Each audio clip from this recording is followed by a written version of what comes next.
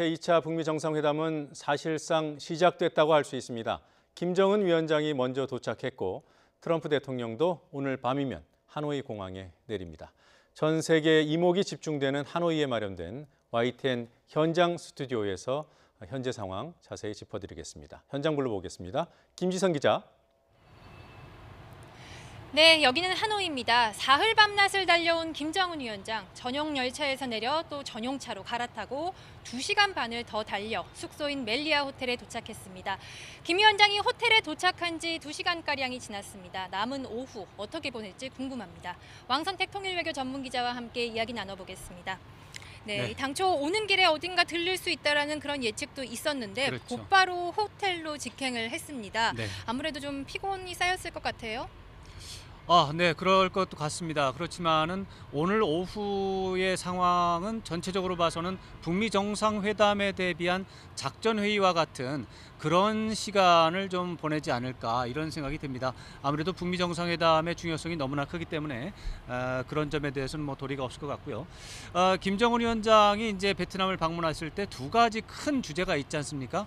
베트남을 우호 방문한다라고 하는 특성과 북미 정상회담을 위해서 베트남을 방문하는, 하노이를 방문하는 그런 두 가지 문제가 있었는데 오늘 아침 여기 시간으로 이제 8시 반에 이루어진 그 환영 그 행사를 보면 굉장히 간략하게 진행이 됐습니다. 이런 것들은 그리고 중간에서 다른 것을 거치지 않고 바로 하노이를 직행을 했다라고 하는 이런 점들을 보면 김정은 위원장이 베트남 친선 방문이라고 하는 그런 주제보다는 북미 정상회담 준비에 집중하고 있다라는 것을 보여주는 그런 징후라고 하겠습니다. 그래서 오후에 좀 휴식도 물론 취하겠지만 김혁철 협상 대표로부터 그동안의 실무 협상 결과를 또 보고받고 또 내일부터 진행이 될 북미 정상회담을 어떻게 전개할 것이고 또 최선을 경제 발전이라는 측면에서 어떻게 하면 더 성과를 거둘 수 있을까에 대한 작전 회의를 하는 그런 시간이 될 것 같습니다. 다만 이제 베트남이 또 김정은 위원장을 초청을 했기 때문에 김정은 위원장을 위해서 몇 가지 또 준비하는 일정도 있을 것 같습니다. 기본적으로 오늘 저녁 만찬의 경우는 뭐 베트남의 주석이라든가 총리라든가 이런 최고 지도자가 만찬을 준비할 것 같고요. 낮 시간에도 하나 정도의 일정은 또 나아갈 수도 있지 않을까 생각은 됩니다. 네.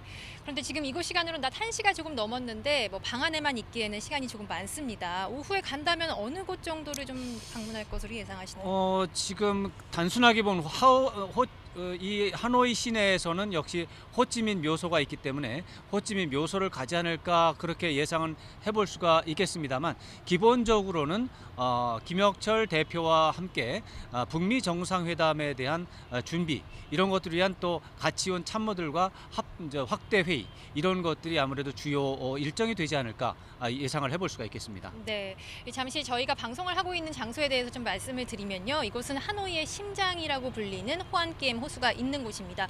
그런데 이곳에서 방송을 하는 게 참 쉽지가 않았습니다. 먼저 장소를 정하고 나면 경찰을 불러야 합니다. 경찰이 이곳에 와서 현장을 점검한 뒤에 승인을 해줄지 말지 결정하는 시스템입니다.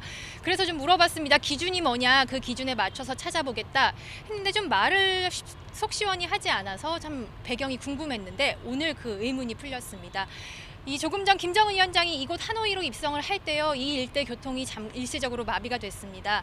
김정은 위원장의 동선이 보이는지 안 보이는지를 확인했던 것 같습니다.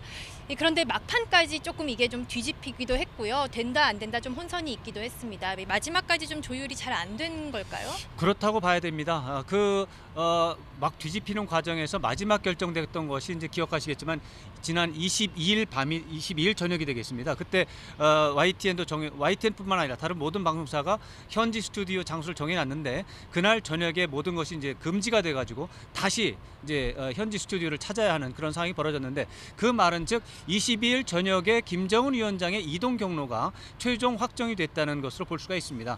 그야말로 불과 나흘 전에 이동 경로가 확정이 됐다고 하는 것은 정상회담 준비 차원에서 보면 굉장히 위험하고 급박하게 결정이 됐다 이렇게 평가할 수 있겠습니다. 네, 오늘 김정은 위원장이 그 베트남 동당역에서 모습을 드러낸 시간은 5분 정도입니다. 이 5분 정도에 매우 여유로운 모습을 보였습니다. 이 전용차에 올라타서는 창문을 내리고 손을 흔들면 모습도 보였고요. 담례를 하고 좀 이렇게 인사를 하면서 웃는 모습이었는데 짧은 5분이지만 이걸 통해서 보여주고 싶었던 것도 있을 것 같아요. 어떻게 보셨습니까? 저도 그렇게 생각을 합니다. 김정은 위원장도 이 북미 정상회담이라고 하는 것이 국제사회의 관심을 받고 있고 첫인상이 또 협상 과정, 협상 내용에도 영향을 줄 수 있다라고 하는 점 때문에 굉장히 준비를 한 것 같고요. 그런 차원에서 이제 열차에서 내린 것이 8시 22분이었습니다만 그 내린 직후에 베트남에 영접 나온 이제 정치 국원이 영접을 나왔는데 그 영접 나온 분들과 악수를 하면서 굉장히 좀 밝고 호쾌하게 웃는 모습들을 많이 보여주고 또 차에 타서 또 창문을 내려서 일부러 손을 흔드는 이런 모습을 보여준 것은 굉장히 여유롭고 또 호방한 모습을 보여주겠다라고 하는 그런 계획을 그대로 실행한 것이다 이렇게 봐야 되겠습니다. 네, 그런가 하면 말씀하신 대로 첫 등장이었는데 좀 매끄럽지 않은 부분이 네. 있었습니다. 예를 들면 발판이 준비되지 않아서 그렇죠. 음악이 잠깐 잘못 나오는 경우도 있었는데 뭐 이 정도는 가볍게 볼 수 있을까요? 물론 그렇게 볼 수도 있습니다. 그렇지만은 정상회담이라고 하는 차원에서는 가장 중요한 것이 이제 경호의 문제가 있습니다. 의전도 물론 중요하지만은 경호가 가장 중요하기 때문에 경호팀에서는 그 김정은 위원장이 움직이는 모든 동선에 대해서 혹시라도 있을 수 있는 위험 사안을 미리 더 제거하고 하기 때문에 사전에 예행 연습을 다 해보거든요. 근데 발판 같은 것이 잘 맞지 않아서 문제가 생겼다라고 하는 것은 예행 연습이 좀 부족했다라고 하는 것을 볼 수 있는 것이고 경호 차원에서 본다면 굉장히 위험했던 순간으로 볼 수가 있는 그런 상황이 돼서 이런 것들은 역시 굉장히 시간 부족이라고 하는 문제에서 베트남 당국이라든가 이쪽에서 굉장히 부담을 느꼈고 좀 어려움이 있었다 이런 점들을 여실하게 보여주는 그런 사례가 되겠습니다. 네, 김정은 위원장의 숙소가 막판까지 베일에 쌓여 있었는데 역시 가장 유력하게 검토됐던 멜리아 호텔로 결정이 됐습니다. 그런데 이 오전까지만 해도요. 네. 이 멜리아 호텔이 미국 취재진의 그 프레스센터로 발표가 프레스센터였죠. 됐었습니다. 그래서 연유가 궁금했는데 아니나 다를까 정리가 됐습니다. 오늘 오전 백악관이 기술적인 문제로 프레스센터를 옮기겠다고 했어요. 이번 이왕 나갈 거라면 좀 빨리 나갔으면 괜찮았을 텐데 모양새가 좀 안 좋게 된 거 아닌가 싶습니다.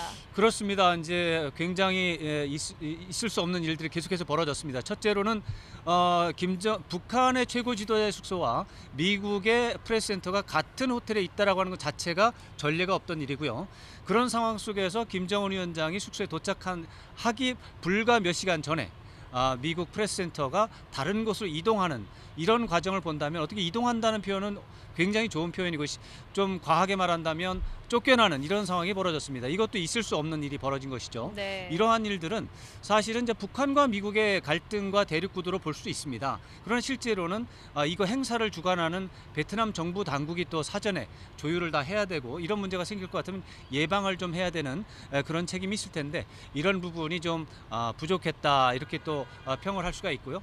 이런 것들은 조금 아까 말씀드린 대로 정상회담이 결정이 되고 또 하노이로 결정된 것이 불과 2주 정도 전이었기 때문에 베트남 정부 당국도 시간 부족으로 인해서 여러 가지 좀 어려움을 겪었던 것 같습니다.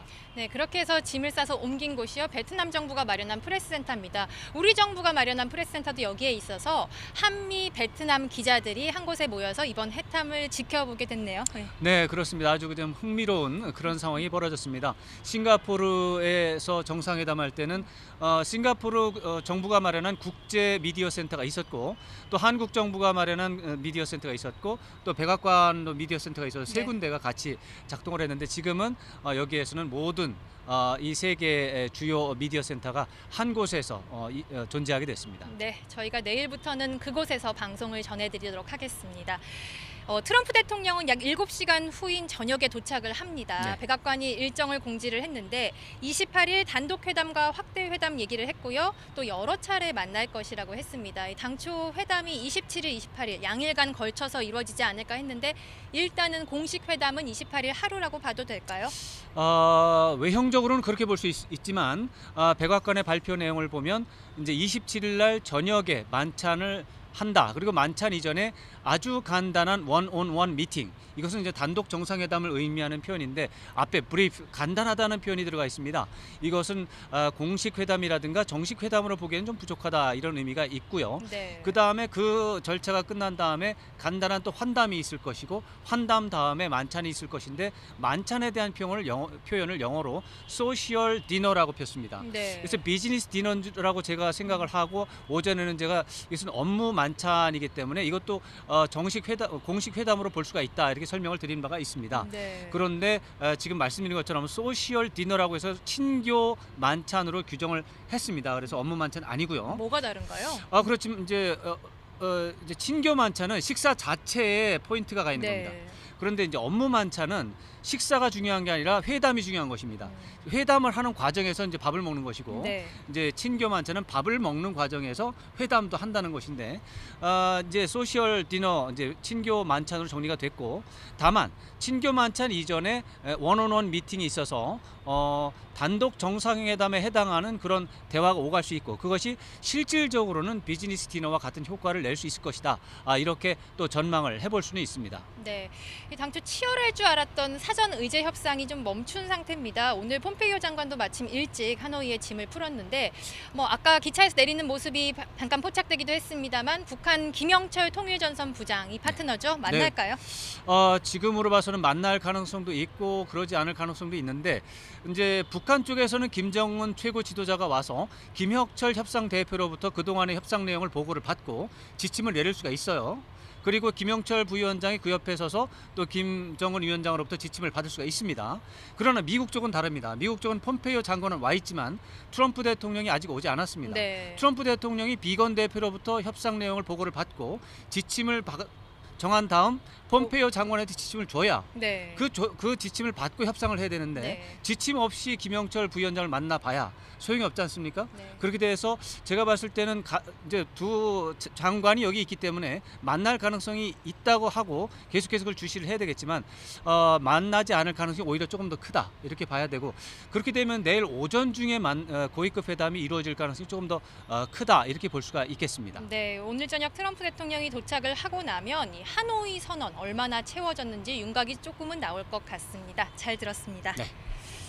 네, 지난해 6월 1차 회담 이후 8개월 만에 다시 기회가 만들어졌습니다.